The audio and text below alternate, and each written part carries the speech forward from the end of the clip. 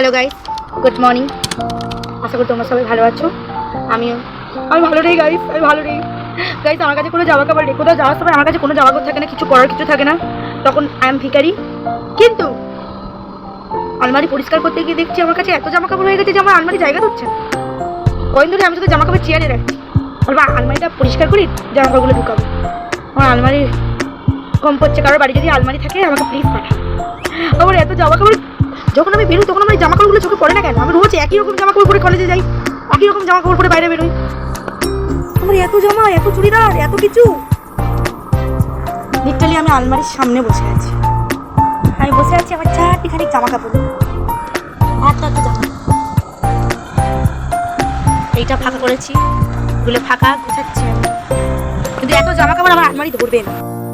এই দুপুরবেলার মেনু এটা কি? আলু কুদুরি ভাজা। এই কুদুরি ছোটিয়াদের গাছে হচ্ছিল, কালকে দিয়ে গিয়েছে। কালকে তো আলু কুদুরি ভাজা আর শিখে পাটি যা ইচ্ছা কিছু একটা ঝালার আর ভাত। আমার স্নান কমপ্লিট। আর আজকে সোনামাদের একাদশী, তাই আমি আর মাই ভাত ভাত খাবো, আমি নিরামিষ খাবো। সোনামারা তো নিরামিষ ভাত খাবো। মুভি হচ্ছে, মুভি দেখবো আর ভাত খাবো।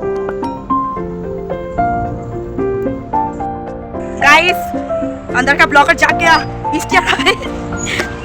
বৃষ্টি আসছে। তো আজকে আমরা একজন কলেজ পড়ুয়ার কাছ থেকে জানবো সে আজকে কেমন পরীক্ষা দিয়েছে, আজকে কত নাম্বার তুলতে পারে আমরা জিজ্ঞাসা করবো। আর দেখবো আমাদের দেশের ভবিষ্যৎ গর্তের ভিতরে যাচ্ছে নাকি ওপরের দিকে উঠছে। তো স্যার আপনি কেমন পরীক্ষা দিলেন বলুন। পরীক্ষা সেটা কি জিনিস? আমি তো দিইনি পরীক্ষা। না না, আপনি বললেন যে আপনার পরীক্ষা আছে, বলুন বলুন। এক সেকেন্ড আবার বলুন, কি দেখেন লিখেছেন? আমি তো পরীক্ষা কি করে হয়? ওটা দেখে দেখে টুকলি গেছে। দাদা আপনি তো সিউর আন্ডারে পড়েন, তাই না? তাই না না না, আমি ওয়েস্ট বেঙ্গল বিশ্ববিদ্যালয়।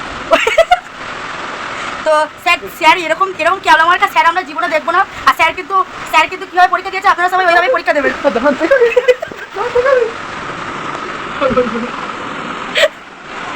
আর সন্ধ্যাবেলা আমরা চা বিস্কিট খেয়েছিলাম, আর এখনো বৃষ্টি হচ্ছিল গাইস, সিরিয়াসলি। আর আজ তাদের একাদশী ছিল, তো ও লিচুটি কিছু খেতে পারিনি।